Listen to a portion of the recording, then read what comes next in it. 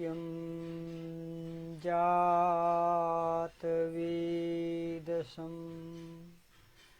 देवं वहन्ति केतवः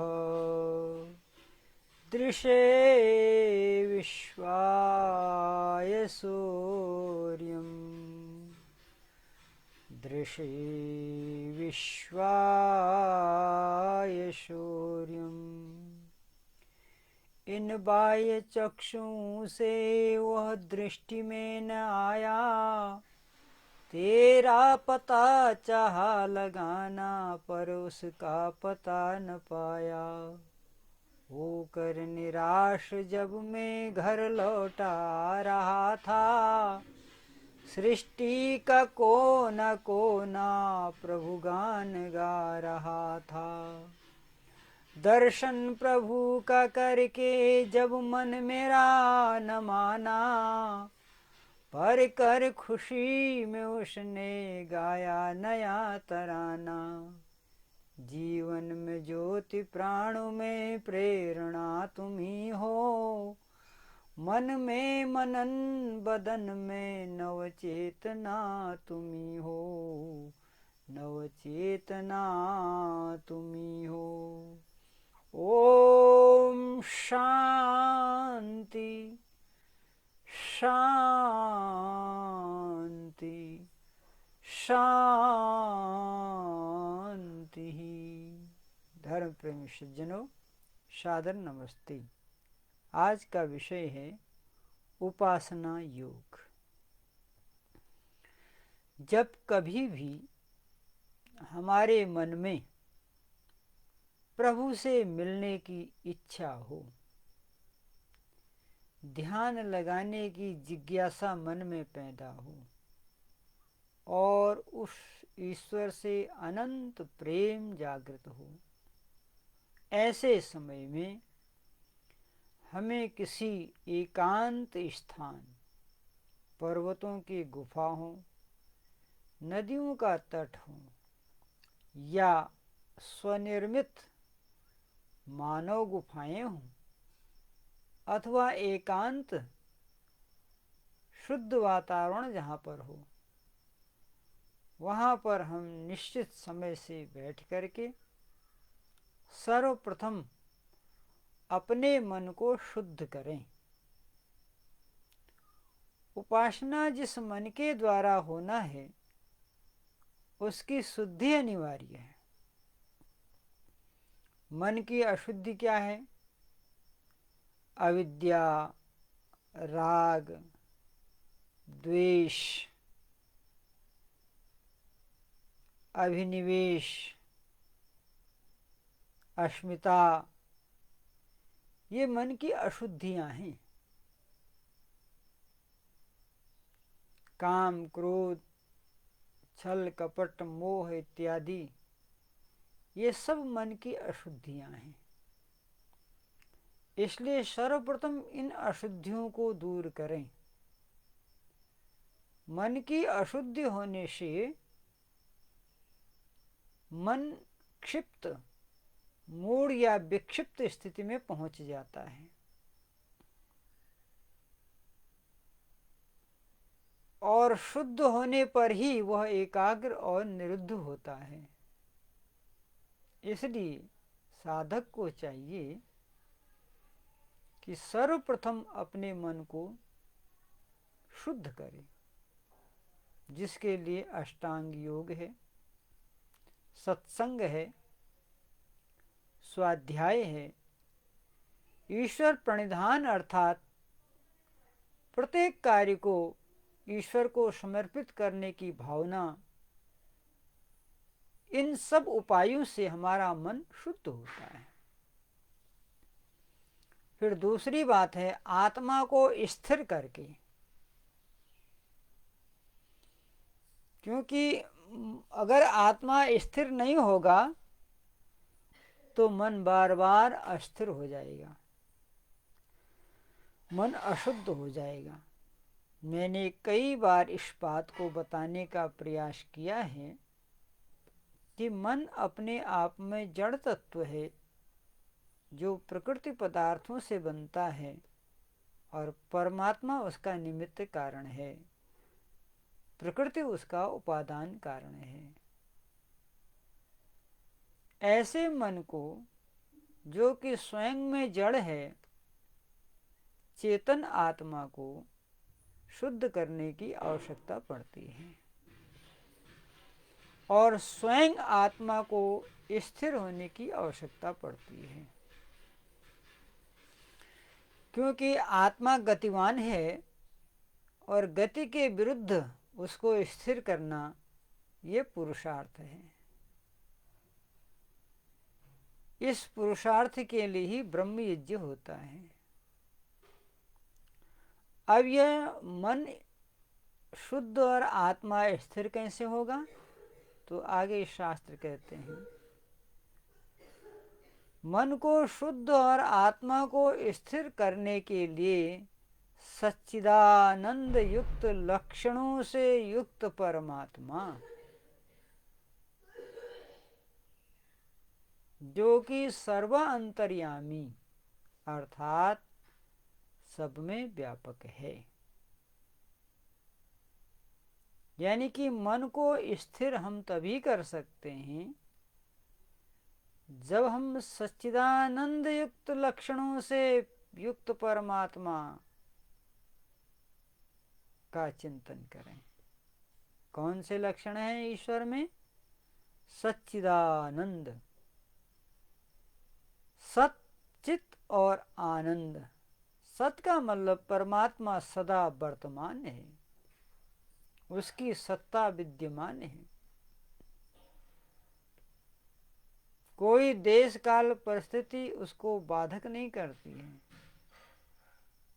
हर जगह मौजूद है पर नजर आता नहीं, योग साधन के बिना उसको कोई पाता नहीं। तो ऐसा है वो परमेश्वर, हमेशा विद्यमान रहता है। चैतन्य केवल विद्यमान ही नहीं रहता है, गतिमान है। चैतन्य अर्थात हमारे प्रत्येक कर्म को देख, सुन और जान रहा है, न्यायपूर्वक कर्मों का फल भी दे रहा है। यह वही कर सकता है जो चैतन्य हो, सर्वज्ञ हो, सर्वव्यापक हो। और आगे कहते हैं आनंद, ये परमात्मा का विशेष लक्षण है, क्योंकि दुखी व्यक्ति अपने ही दुख से परेशान है तो वह दूसरों को न देख सकेगा, न सुन सकेगा, न समझ सकेगा, और कर्मफल देने की तो बात ही नहीं पैदा होती। इसलिए उसका आनंद युक्त होना जरूरी है। तो आप अपने मन को कैसे शुद्ध करेंगे? कहा जो सच्चिदानंद स्वरूप परमात्मा है तथा जो सर्वर अंतर्यामी है, सबके घट घट में समाया हुआ है, ऐसे परमात्मा में आत्मा अपने आप को सम्यक रूप से संयुक्त करे, पूर्ण पुरुषार्थ करे, अपने इंद्रियों और मन को संयमित करके आत्मा उसे परमात्मा से युक्त करे। इसी का नाम योगश्चित्त वृत्ति निरोध है, अर्थात अपने इंद्रियों और मन को सब बुराइयों से हटाकर परमपिता परमात्मा में लगाना और मोक्ष को प्राप्त होना, इसी का नाम है योग। और ठीक इसके विपरीत अर्थात अपने मन को परमात्मा की आज्ञा के विरुद्ध और विषयों में फंस करके ईश्वर से दूर होना, इसी का नाम है वियोग। तो योग परमात्मा से मिलन, वियोग परमात्मा से दूर होना, संयोग आत्मा का पुरुषार्थ। अब आप देख रहे हैं, संयोग किसकी कृपा से होगा? परमात्मा की कृपा से। लेकिन उस संयोग के लिए पुरुषार्थ कौन करेगा? जीवात्मा। पुरुषार्थ नहीं जिस नर में, वह नर पुरुषाकार है। पुरुषार्थ रहित इस जीवन को शत शत बार धिक्कार है। नर हो न निराश करो मन को, कुछ काम करो कुछ काम करो, जग में रह कर कुछ नाम करो। प्रभु ने तुमको कर दान दिए, सब वांछित वस्तु विधान किए, तुम प्राप्त करो उनको न हो, फिर है यह किसका दोष कहो। समझो न लभ्य किसी धन को, नर हो न निराश करो मन को, कुछ काम करो कुछ नाम करो, जग में रह कर कुछ नाम करो। तो ये पुरुषार्थ जीवात्मा को करना है कि सर्वप्रथम अपने मन को शुद्ध करे। मल, विक्षेप और आवरण, ये तीन चीजें मन को दूषित करती हैं। पहला क्या है? मल। मल का अर्थ आप जानते हो, कीचड़।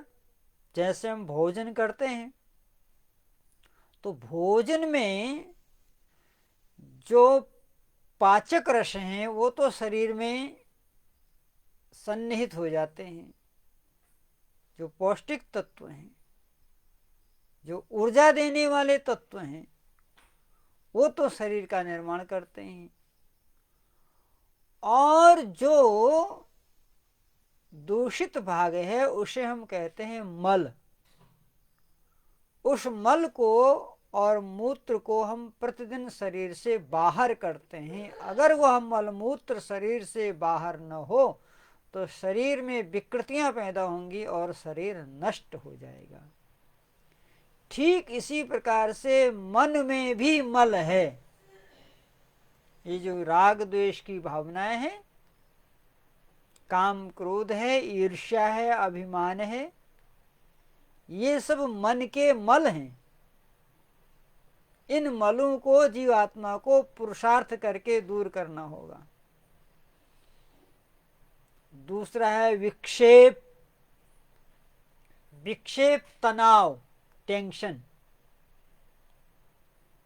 आज हर व्यक्ति तनाव में जी रहा है। ये भी मन का क्या है? विक्षेप, मन को दूषित करने वाला। आवरण, पर्दा। जैसे बादल से सूर्य ढका रहता है, झिल्ली से गर्भ ढका रहता है, उसी प्रकार से अविद्या से आत्मा का प्रकाश, परमात्मा का प्रकाश ओझल रहता है। उस अविद्या को हम नष्ट करें, उसे कहते हैं आवरण। तो मल, विक्षेप और आवरण को दूर करने से मन शुद्ध होगा और आत्मा को स्थिर, अर्थात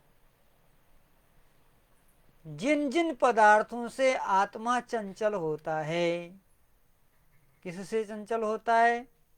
सतोगुण, रजोगुण और तमोगुण। ये गुण आत्मा के नहीं हैं, ये गुण प्रकृति के हैं, परंतु आत्मा इन गुणों से प्रभावित हो जाता है। कारण क्या है? अविद्या। कहाँ है वो अविद्या? मन में। कैसे दूर होगी वो? विद्या के द्वारा। विद्या क्या है? वेदादि शास्त्रों का अध्ययन। नित्य सत्संग स्वाध्याय करते रहो, एक दिन प्राप्त सद जान हो जाएगा, भ्रांति मिट जाएगी, शांति मिल जाएगी, पाप तापों का अवसान हो जाएगा, नित्य सत्संग स्वाध्याय करते रहो। तो ये मन को शुद्ध करने के उपाय हैं। और याद रखेंगे, मन को शुद्ध आत्मा ही करेगा। परमात्मा तो प्रेरणा देता है, सीधे सीधे जो कार्य करना है वो जीवात्मा को करना है। इसलिए जीवात्मा सदा यह ध्यान रहे कि मन जड़ है, मैं चेतन हूँ, मैं चेतन जीवात्मा इस जड़ मन को शुद्ध करूँगा। मन के शुद्ध होते आत्मा स्थिर होगी, आत्मा के स्थिर होते ही परमात्मा की मोक्ष की प्राप्ति होगी। आज का विषय यहीं पर समाप्त होता है। इत्योम सम, सभी को सादर नमस्ते।